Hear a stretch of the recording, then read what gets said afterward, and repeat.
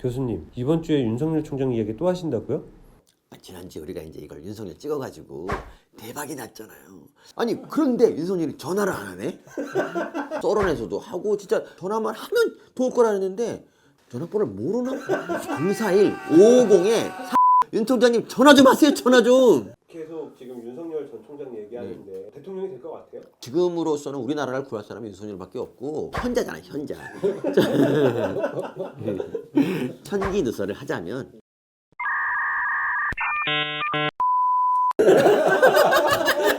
나는 사실 내가 윤석열 총장에게 넘어야 될 산들이 좀 있어요. 그러니까 제일 중요한 게 이거죠.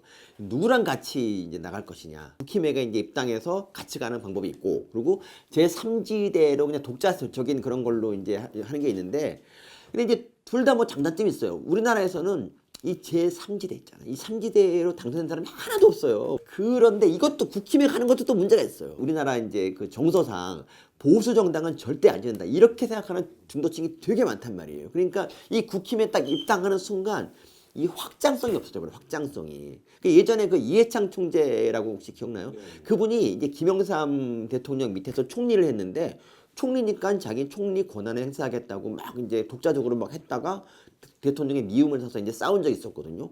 거기에 반해서 사람들이 막 이해창을 연호하게 됐는데 그 당시 집권당이었던 친한국당에 딱 입당을 해버려. 그러니까 사람들이 이런 생각하지. 아니 소나무가 산에 있어야 소나무지 뭐 길바닥에 놔둔 게 그게 뭐 소나무냐. 그래서 이제 그때부터 좀 안티가 많이 생겨서 결국 이제 대통령이 안 됐잖아요. 근데 윤석열 총장도 마찬가지로 이 국힘에 들어가는 순간 중도층은 실망이다. 힘이랑 손을 잡냐 이런 이제 이게 나올 수가 있고 보수층들도 약간 윤석열 총장을 좀 마땅치 않아 하는 면이 있어요. 왜냐하면 거기서 배출한 이명박 전 대통령과 박근혜 전 대통령을 이제 수사를 했던 사람이잖아. 그러니까 약간 원한이 있는 거지. 이 사람은 배신 나쁜 놈인데 왜 우리 왔냐 이렇게 해서 지지율이 폭락할 수가 있다. 이러면 완주를 못할 수도 있는 거죠. 그래서 교수님의 예측은 예. 그건 제3지대로 갈 것이다. 제3지대다. 국민의힘에 안 갈 것이다. 둘 다 장단점이 있는데 제가 보기에는 제일 좋은 방법은 역시 독자적으로 나서는 게 좋아요. 그러니까 이 나라에는 말이죠. 아직도 이 정권 교체만이 살 길이라 생각하는 사람이 있단 말이야. 그 사람들이 힘을 모으면 아주 어마어마해질 수가 있는 거지. 예를 들어 뭐 저나 진중권 선생님 같은 분이 딱 참여해봐.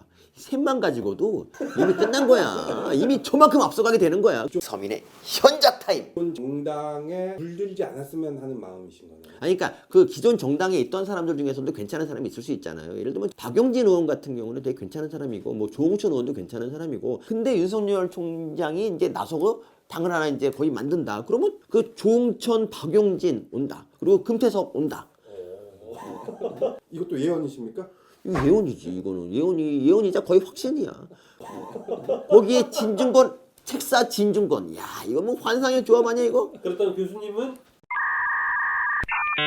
싱크탱크? 오, 나 싱크탱크야? 있어 보이는데. I am 싱크탱크. 근데 관문이 또 하나 있어요. 이게 뭐냐면 이게 어쩌면 더 중요한 걸 수도 있는데 이분이 현재 갖고 있는 가치가 이 공정이잖아. 공정. 이 공정이라는 게 이 대선 레이스 중반까지는 그래도 어찌어찌 끌고 갈 수 있겠지만 레이스 끝까지 가려면 힘이 이게 붙인단 말이에요. 그래서 경제, 이 국민들이 먹고 사는 이 문제에 대한 어떤 프레임을 반드시 들고 나와야 돼요. 이 문재인 대통령의 전 제일 큰 문제가 경제를 못했다라고 생각해요. 경제. 그러니까 그 뭐 소득 주도공장부터 시작해서 이 경제를 말아먹고 사실 코로나 때문에 말아먹은 게 아니야. 이 코로나 전에 2019년까지도 경제가 되게 안 좋았거든요. 그래서 다음 정권에서 경제를 살려야 되는데 이재명이 지금 이제 후보니까 이재명하고 비교를 하자면 그 복지라는 그런 걸로 자기 아젠다를 만들었단 말이죠. 근데 이 복지가 어쨌든 맞던 틀리든 간에 어쨌든 이 사람들 먹고 사는 문제는 이걸로 해결이 된다. 이런 믿음이 사람들은 있기 때문에 이 사람이 지금 지지율이 높은 거란 말이죠. 근데 이거를 뛰어넘을 만한 그런 경제 프레임을 윤석열이 들고 나와야 된단 말이에요. 대선은 결국 경제 싸움이거든. 예전에 뭐 클린턴 유명한 얘기 있잖아요. 문제는 경제야, 이 바보야. 이게 왜 그런 말 했냐면 그 전에 이제 부시 대통령이 경제를 말아먹었거든요. 그래서 이제 지지율이 안 나오고 클린턴은 그래서 이제 경제를 되게 활성화시키면서 재선 대통령까지 됐잖아요. 이 경제가 굉장히 중요한 거예요. 사실 그러니까 이명박 이 전 대통령이 뭐 개발 독재 주역이고 뭐 재벌이다 뭐 이렇게 얘기를 했지만 어쨌든 간에 내가 너를 부자로 만들어 주겠다. 이런 것 때문에 이분이 대통령이 결국 당선이 됐잖아. 그러니까 윤 총장이 좀 훌륭하지만 이 공정이라는 가치 하나만으로 대통령이 된다? 이건 아니라는 거지. 그러니까 빠른 시간 안에 뭐 경제 전문가들을 잘 규합을 해서 어떤 윤석열 총장만의 그런 경제 아이템 만드는 경제 프레임을 만드는 게 되게 중요하다. 윤 총장이 지지율 1위예요. 기분 어떠십니까? 지금 현재 시점이 뭐 대선 1년 전이기 때문에 지금 현재 1위를 하는 게 뭐 큰 의미가 없다 뭐 이렇게 생각할 수 있지만 윤석열 개인 혼자서 40% 이상의 지지율을 갖고 있기 때문에 그리고 제가 보기에는 그때쯤 되면은 문재인 대통령 지지율이 엄청 떨어져요. 지금도 이제 30%대 돌파했잖아. 내가 장담한다. 6월 안에 20%대 간다.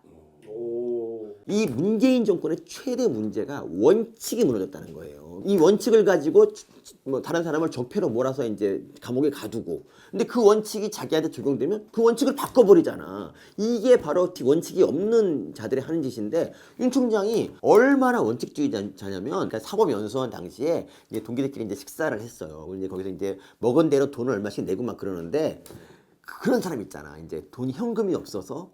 카드 이렇게 있잖아. 야, 돈 나한테 걷어줘라. 내가 이 카드로 계산하고 돈 내가 가질게. 이게 사실 카드 깡이거든. 근데 우리 이거 뭐 그냥 다 그렇게 하잖아. 너 뭐 어렵고 현금 없구나. 너로 준.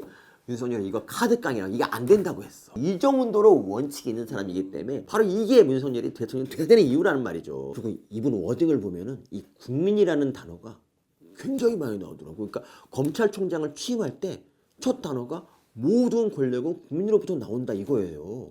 그리고 이분이 직무 집행 정지에서 딱 풀려날 때도 뭐라 하냐면 국민의 검찰이 되겠다. 뭐 다 함께 노력하자. 뭐 이렇게 말을 한 거야. 제가 보기에는 이분의 최대 원칙이 국민 같아, 국민. 대통령의 원칙이 국민이다? 이거보다 더 행복할 수가 있나? 저는 이분한테 대통령이 될 만한 자질이 한두 가지가 아니다. 첫 번째가 맷집이에요, 맷집. 작년에 국감 봤잖아요. 국감 때 그 여당 의원들이 막 윤석열을 맹공을 했잖아. 똑바로 앉아 막 이러면서. 똑바로 이미 앉아 있는데. 그리고 막 1년 내내 추미애 법무장관이 그렇게 윤석열 나가라고 괴롭혔는데 그걸 이겨낸 거야. 근데 이 맷집이 정치할 때 굉장히 필요하다. 정치를 한 번도 안 해본 사람, 되게 안락하게 온 세상에 화초처럼 자란 사람이 정치에 딱 입문하잖아. 그러면 그때부터 이제 온갖 의혹이 제기되고 뭐 자식뿐 아니라 가족에 다 틀리거든.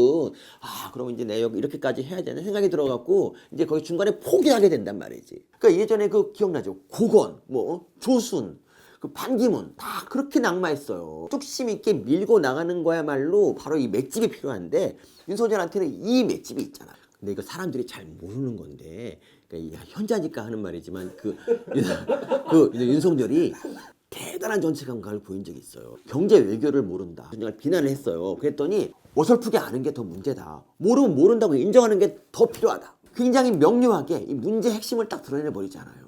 아니 이 대통령 아무것도 모르면서 열심히 하잖아. 이 무능한 사람이 열심히 하는 게 제일 무섭다는데 문재인이 딱 그렇잖아. 그래서 이분이 야 정치를 지금 하고 있지는 않지만 정말 정치 감각은 정말 뛰어나다. 이런 생각을 한다는 거예요. 정치 감각이 좋다. 뛰어나다.